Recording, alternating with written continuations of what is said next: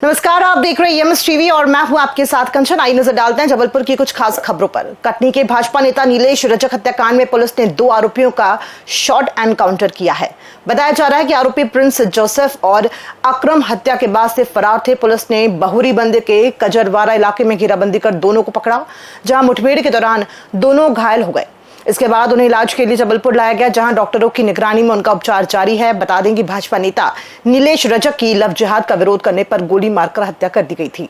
कल कैमूर में हुए हत्याकांड के दोनों आरोपियों को पुलिस ने कजरवारा के पास गिरफ्तार किया गया है, और जिसमें गिरफ्तारी के दौरान दोनों आरोपियों के द्वारा फायरिंग की गई, जिसमें जवाबी फायरिंग में पुलिस के द्वारा भी फायरिंग की गई है, जिसमें 4 राउंड फायर किए गए हैं और दोनों आरोपी गंभीर रूप से घायल हैं, जो कि जबलपुर में रेफर किया गया है और जबलपुर में भर्ती है। पराली जलाने पर प्रशासन द्वारा लगाई गई रोक के खिलाफ किसानों का गुस्सा फूट पड़ा। पनागर में किसानों ने कांग्रेस के बैनर तले सड़कों पर उतरकर जोरदार विरोध प्रदर्शन किया। किसानों ने हाथों में तिरंगा झंडा लेकर नारेबाजी की और ट्रैक्टर रैली निकालकर अपना विरोध जताया। कांग्रेस नेता रुपेंद्र पटेल ने इस आदेश को तुगलकी फरमान बताते हुए इसे तत्काल वापस लेने की मांग की। किसानों ने यह भी आरोप लगाया है कि सरकार हार्वेस्टर पर रोक लगाकर बड़े उद्योगपतियों को फायदा पहुंचाने की कोशिश कर रही है। सरकार जो है, जैसा कि आप सबको मालूम है, विगत लगभग 1 माह हो गए पराली समस्या जो है पूरे ज़िले में, पूरे प्रदेश में एक बड़ी समस्या उभर कर आई है। किसान के नाम पर सरकार कहती है कि यदि पराली जलाएंगे तो हम जुर्माना लेंगे, हमें तो गिरफ्तारी करेंगे, जबकि आपको मालूम है कि किसान के पास कोई प्रशिक्षण नहीं है। किसान अपनी दूसरी फसल के लिए, बोनी के लिए क्या करे, तो उसको पराली जलाना मजबूरी है उसकी। और शासन कहती है कि हम कानूनी कार्रवाई करेंगे। तो हम दावे से कह रहे हैं इस मंच के माध्यम से, आपके माध्यम से, कि सरकार उनको प्रशिक्षण देती। 1 साल पहले से, पिछले साल भी ये बात हुई थी, तो शायद अभी तक हमारी समस्या का समाधान हो जाता। लेकिन यदि सरकार जबरन हमको परेशान करेगी, पराली नहीं जलाने देगी, तो हम निश्चित रूप से पराली जलाएंगे, गिरफ्तारी देंगे। और किसानों को आह्वान करते हैं कि आप बिल्कुल चिंता ना करें, किसी गिरफ्तारी की चिंता ना करें, आप तो अपनी बोनी के लिए, क्योंकि पहले पेट है, तो आपको पराली जलाओ, फसल बोएं। जबलपुर शहर की ट्रैफिक व्यवस्था इन दिनों पूरी तरह से बिगड़ चुकी है। स्थिति इतनी बदतर है कि मालवीय चौक के पास स्थित यातायात थाने के सामने ही जाम लग जाता है और यातायात व्यवस्था ठप हो जाती है। यहां तैनात ट्रैफिक पुलिसकर्मी अक्सर अपने पॉइंट पर नजर नहीं आते, जिससे वाहन चालकों को भारी परेशानी होती है। सिग्नल बंद होने पर तो हालात और भी खराब हो जाते हैं और यातायात पूरी तरह से ठप हो जाती है। शहर के तीनों ट्रैफिक थाने घमापुर, मालवीय चौक और गढ़ा मिलकर भी ट्रैफिक व्यवस्था सुधारने में नाकाम साबित हो रहे हैं। ई कॉमर्स वाहनों और बढ़ते यातायात के दबाव के बीच शहरवासी रोजाना जाम में फंसे रहने को मजबूर हैं। जबलपुर इंजीनियरिंग कॉलेज में व्याप्त अनियमितताओं के विरोध में आज एनएसयूआई ने जोरदार प्रदर्शन करते हुए कॉलेज प्राचार्य को ज्ञापन सौंपा। एनएसयूआई के प्रदेश महासचिव सक्षम यादव के नेतृत्व में छात्रों ने आरोप लगाया कि कॉलेज में चल रहे निर्माण और अन्य कार्यों में मनमानी की जा रही है और एक विशेष ठेकेदार को उपकृत किया जा रहा है। साथ ही श्रमिकों को पूरा भुगतान नहीं मिलने और प्राचार्य की अनुपस्थिति के कारण छात्रों को परेशानियों का सामना करना पड़ रहा है। एनएसयूआई ने चेतावनी दी है कि यदि मांगे जल्द मानी नहीं गई तो कॉलेज में तालाबंदी आंदोलन किया जाएगा। छात्र संगठन की जिला इकाई के द्वारा Jabalpur engineering college JEC Gokulpur में जो स्थित है, वहाँ पर जो भ्रष्टाचार फैला हुआ है, जो मंत्री जी के दबावों में जो ठेका निरस्त करा जा रहा है, प्राचार्य कभी कॉलेज में मौजूद नहीं रहते हैं और जो कॉलेज में अनियमितता फैली हुई हैं, उसके विरोध में आज एनएसयूआई ज्ञापन देने आई थी यहाँ पे। और साथ ही साथ यहाँ पे 1 हफ्ते का अल्टीमेटम दिया है। हमने 10 अगस्त 2025 को आरटीआई लगाई थी, आज 29 तारीख हो गई है, आज तक हमको आरटीआई का जवाब नहीं मिला है। तो मतलब 30 दिन के अंदर आरटीआई का जवाब देना पड़ता है किसी भी संस्था को, पर आज की डेट तक हमको वो नहीं मिला गया है।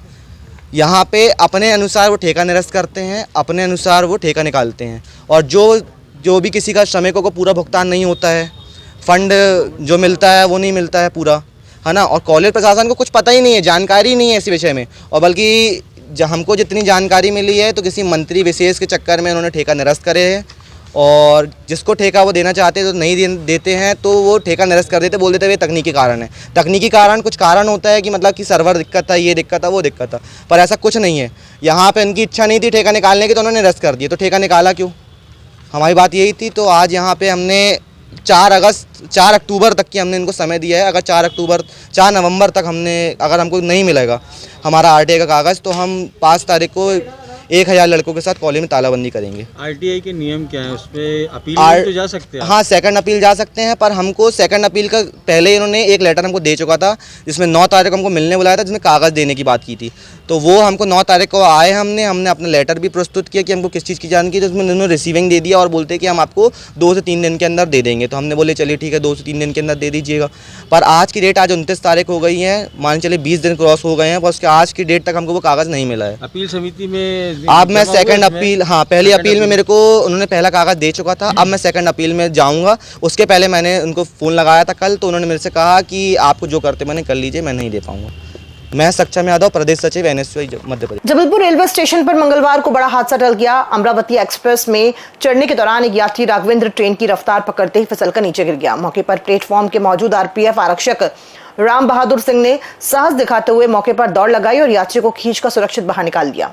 हादसे के बाद वहां मौजूद लोगों ने जवान की सूझबूझ की जमकर सराहना की। कल 28/10 को प्लेटफॉर्म नंबर 3 पर जब अमरावती एक्सप्रेस आई थी, तो एक यात्री जो कि रामचंद्र जायसवाल उसमें चढ़ रहा था। चढ़ते दौरान उसका पैर फिसल जाने के कारण वो गिरने लग गया। तभी RPF का आरक्षक जो वहाँ पे ड्यूटी में तैनात थे, राज बहादुर सिंह ने तुरंत अपनी बहादुरी और त्वरित कार्रवाई दिखाते हुए उसको पकड़कर खींचकर उस यात्री की जान बचाई।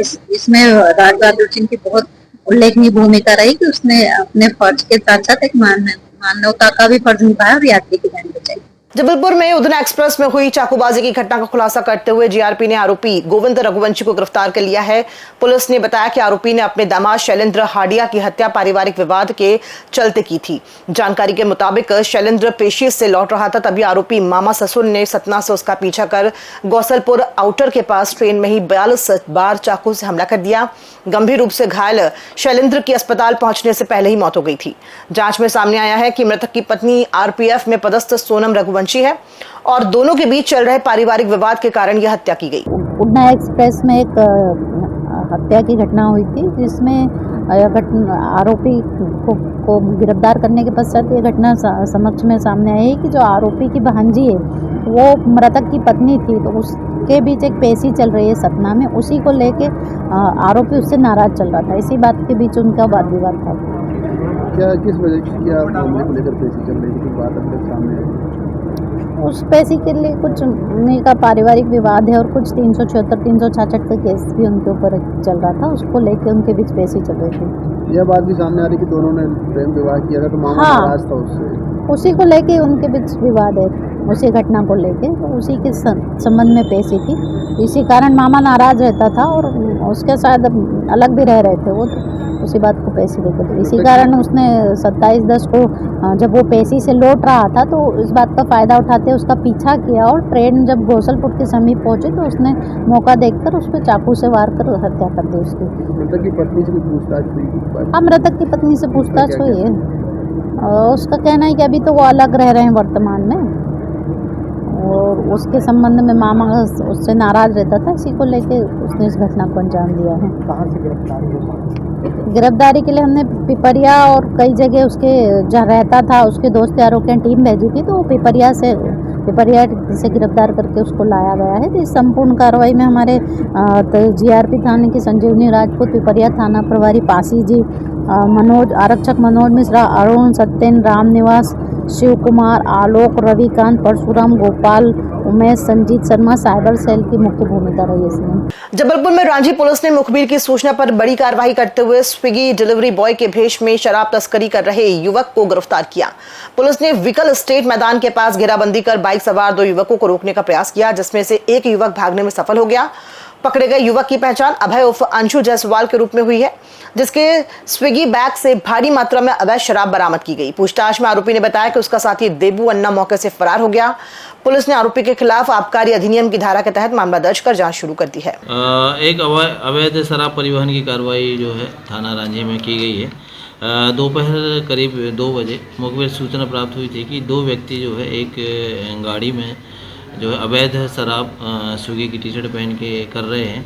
तो व्हीकल स्टेट मैदान के पास बताए हुए हुलिये के अनुसार पुलिस ने रेड कार्रवाई की, जिसमें 2 व्यक्ति दिखे किंतु दूर से पुलिस को देखते हुए एक व्यक्ति उसमें से फरार होने में सफल हुआ। अन्य व्यक्ति को गाड़ी एवं शराब, अवैध शराब के साथ पुलिस ने पकड़ा, जिसके कब्जे से कुल 339 पाव देसी सफ़ेद एवं देसी लाल शराब मिली है।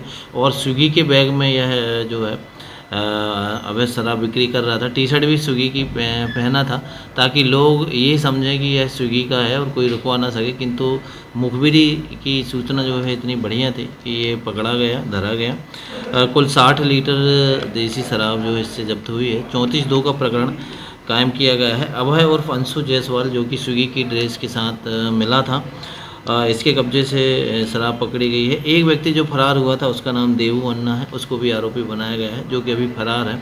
प्रकरण जो है पंजीबद्ध करके विवेचना में ले लिया गया है। आरोपी से पूछताछ की जा रही है कि ये उक्त शराब कहाँ से प्राप्त किया है और वह कहाँ कहाँ सप्लाई करने वाला। खबरों में फिलहाल इतना ही, दीजिए इजाजत, नमस्कार।